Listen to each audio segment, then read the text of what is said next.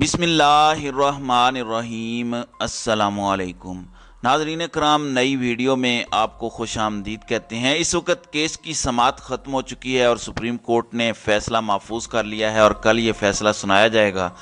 आज सही मानों में फ़तेह बंदियाल के बेटे उमर अता बंदियाल ने उड़ा कर रख दिया है और इनको पीस कर रख दिया है, और सही मानों में पाकिस्तान का चीफ जस्टिस आइन पर डट गया है और ये आइन का हीरो कहलाएगा। तारीख में याद रखा जाएगा जब सारी ताकतें एक साथ हमला आवर हो रही थीं तो उस वक्त chief justice of Pakistan Umar Ata Bandial तमाम तर धमकियों, तमाम तर प्रेशर के बावजूद, तमाम तर मुखालिफ कंपेन के बावजूद आइन पर डट गया था।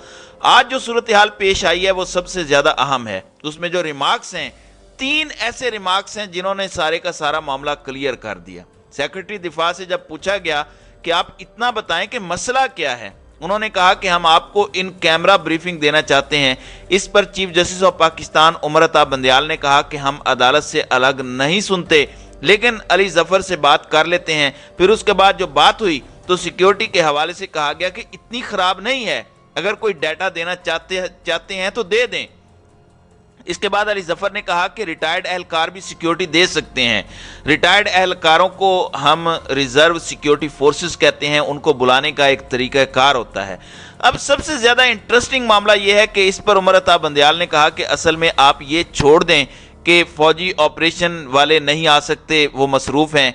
इन्होंने कहा कि आप सिर्फ इलेक्शन की ड्यूटी के लिए ऐसे जवानों का बताएं जो ड्यूटी कर सकते हैं। हमें बताएं कि किन अजला में सूरत हाल ख़राब है, किन जगहों पर सूरत हाल जो है वो कशीदा है। अब कई जगह तो ऐसी हैं जहाँ पर बहुत अरसे से हालात ख़राब हैं, मसलन जंग तो एक वक्त में बहुत ज़्यादा हसास था।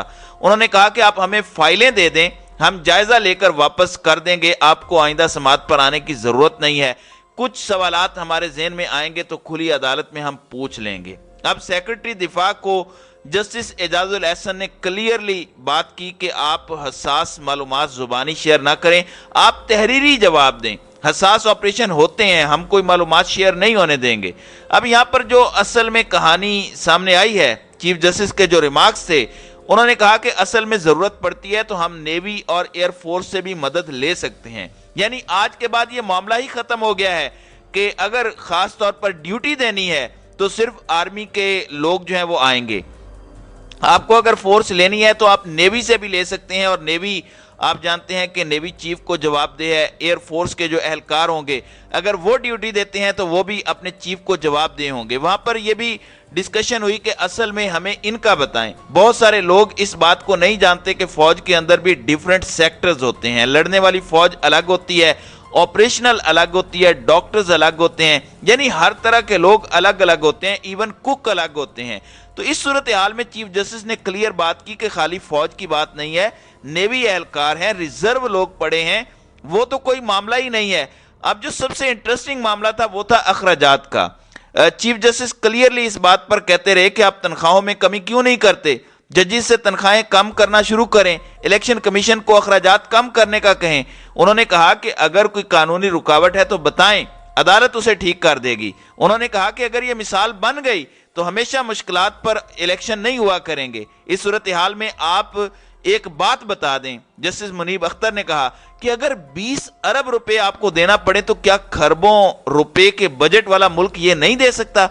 आप सिर्फ इतना बताएं कि अखराजात कम करके पैसे बचाए नहीं जा सकते।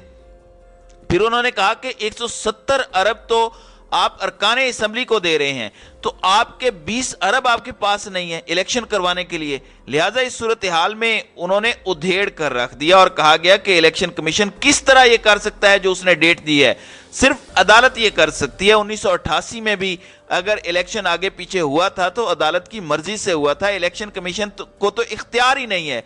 और जब समाअत शुरू हुई तो उससे पहले तो ये कह रहे थे कि बाइकाट करेंगे, ये कर देंगे, वो कर देंगे। अदालत ने जब उनसे पूछा कि आप बताएं क्या आप बाइकाट करेंगे, तो इन्होंने कहा नहीं जी, हम तो बाइकाट करेंगे ही नहीं। यानी वहां पर जाकर ये मुकर गए। आप अंदाजा कीजिए, अटॉर्नी जनरल के पास कोई एक दलील देने के लिए नहीं थी कि 90 दिन में इलेक्शन क्यों नहीं हो सकते। आए बाएं शाएं करते रहे कि जी फुल कोर्ट बना दें, ये कर दें, वो कर दें। यानी वो पूछ रहे हैं कि इलेक्शन क्यों नहीं हो सकते, और वो उस पर आ ही नहीं रहे थे। असल में जिन्होंने बंद कमरे में इनको कहा था कि आपने इलेक्शन नहीं करवाने, ना इनके पास कोई दलील, ना उनके पास कोई दलील थी, ना इनके पास कोई दलील है। वो समझते हैं कि हम तो आइन से ऊपर हैं ही, लिहाजा इनको भी आइन से ऊपर करवा दें। अदालत उनसे पूछती रही कि 170 अरब रुपए अरकान असेंबली को तुम लोग दे रहे हो, तो 20 अरब रुपए तुम्हारे पास इलेक्शन करवाने के लिए नहीं है। उन्होंने कहा कि तनख्वाहें काट लें सबकी, उनसे इलेक्शन करवाएं, ये तो पैसों का मसला नहीं है। सिक्योरिटी पर उन्होंने कहा कि 50% तो पोलिंग स्टेशन ऐसे हैं जो बिल्कुल पुरअमन है, वहां इलेक्शन क्यों नहीं करवा रहे, आप बताएं। और बाकी जो पोलिंग स्टेशन है उनके बारे में बताएं कि वहां के क्या मामलात हैं, इस पर बातचीत हो सकती है। दरअसल आज इन्होंने बंद कमरों का प्लान जो है वो उधेड़ कर रख दिया पूरी तरह से। यहां तक आज डिस्कशन हुई कि अगर जरूरत पड़ेगी तो रिटायर्ड एहलकार ड्यूटी देने के लिए आ जाएंगे, और सिर्फ एक दिन के लिए आना है, कौन सा हमेशा के लिए आना है। फिर उन्होंने कहा कि आप एक चीज ज़हन में रखिए, ये उमर अता बंदयाल ने बड़ी जबरदस्त बात की। उन्होंने कहा कि अदालत आपसे कोई ब्रीफिंग नहीं ले रही, सिर्फ सवाल कर रही है। ये जो आर्म्ड फोर्सेज हैं इनमें सिर्फ फौज नहीं है, इसमें नेवी और एयरफोर्स भी शामिल हैं। अब इस सूरत हाल के अंदर अगर जरूरत पड़ती है तो हम उनसे भी जो है वो सिक्योरिटी ले लेंगे। फिर चीफ जस्टिस ने कहा कि गुज़श्ता 3 दिनों में मैंने सीनियर जजेस से मुलाकातें की हैं। फिर उन्होंने कहा कि 2 सूबों के स्पीकर्स की दरखास्त आई थी और वो मुहाफिज होता है ईवान का। अब आप बताएं, हमने तो हमेशा आज खुद नोटिस लेते हुए सारे का सारा मामला बड़े एहसास के साथ रखा कि हम ज्यादा इसको ना छेड़ें। एक ही बात अटार्नी जनरल कहता रहा कि आप समात ना करें, आप ये ना करें, आप नया बेंच बना दें। ओ भाई दलील दो, अगर दलील है आप देखें असल क्या मामला है। सिर्फ तकलीफ ये है कि इमरान खान ने 2/3 या 3/4 अक्सरियत से आ जाना है। इसको इमरान खान को इन्होंने पैगाम भेजा था कि तुम अरशद शरीफ कत्ल केस की फाइल नहीं खोलोगे, साइफर नहीं खोलोगे, पाकिस्तान के अंदर इलेक्शन के हवाले से सारे का सारा मामला क्लियर कर देंगे। ये तमाम चीजें इन्होंने कही। उसके बाद इमरान खान को कहा जा रहा है कि आप जिले शाह कत्ल केस को नहीं खोलेंगे, करप्शन केस नहीं खोलेंगे, लूटा हुआ पैसा नहीं लेकर आएंगे। इस पर उन्होंने इनकार किया इमरान खान ने। आप ये देखें कि इमरान खान लाहौर हाई कोर्ट में भी गए और वहां पर जाकर पूछा कि जब मुझ पर बैन नहीं है, अदालत ने मुझे रिलीफ दिया हुआ है, तो पैमरा मुझे क्यों नहीं दिखा रहा। जब पैमरा से पूछें तो आप सबको पता है कि पैमरा को कौन कंट्रोल कर रहा है। ये तमाशे इनके खत्म ही नहीं होते। बंद कमरों में बैठे हुए हैं और कह रहे हैं कि जी हमने इमरान खान को नहीं आने देना।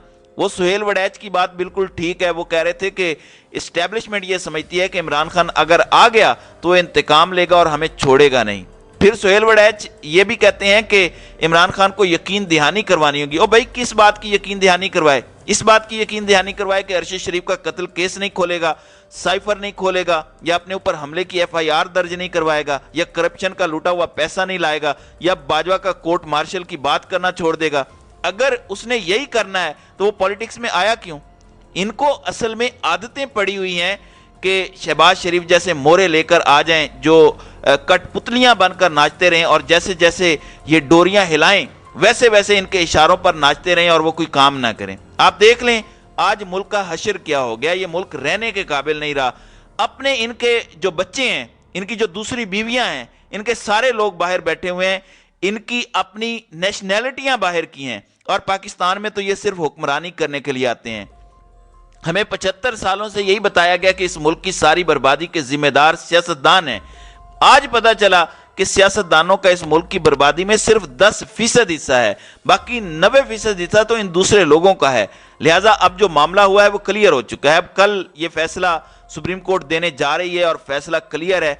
उधेड़ कर चीफ जस्टिस ने रख दिया है कि इलेक्शन होने हैं और होकर रहने हैं। इलेक्शन कमीशन का डेट आगे बढ़ाने का इख्तियार नहीं था। क्लियरली आर्टिकल 6 और तौहीने अदालत लगने जा रही है, और इस दफा चीफ जस्टिस को आर्टिकल 6 लगाना चाहिए ताकि बंद कमरों में बैठे हुए लोग दोबारा इनकी डोरियां ना हिला सकें, और जो भी मामलात हों इसमें इनको सजा भी मिले। लिहाजा ये बड़ी जबरदस्त आज की समात का अहवाल था, और चीफ जस्टिस ने साबित किया कि वो डट गया है और वो उम्र भर डटा रहेगा इंशाल्लाह पाकिस्तान के लिए। तो नाज़रीन कराम, आपकी इस वीडियो के हवाले से क्या राय है? आप अपनी राय का इजहार कमेंट सेक्शन में जरूर कीजिएगा।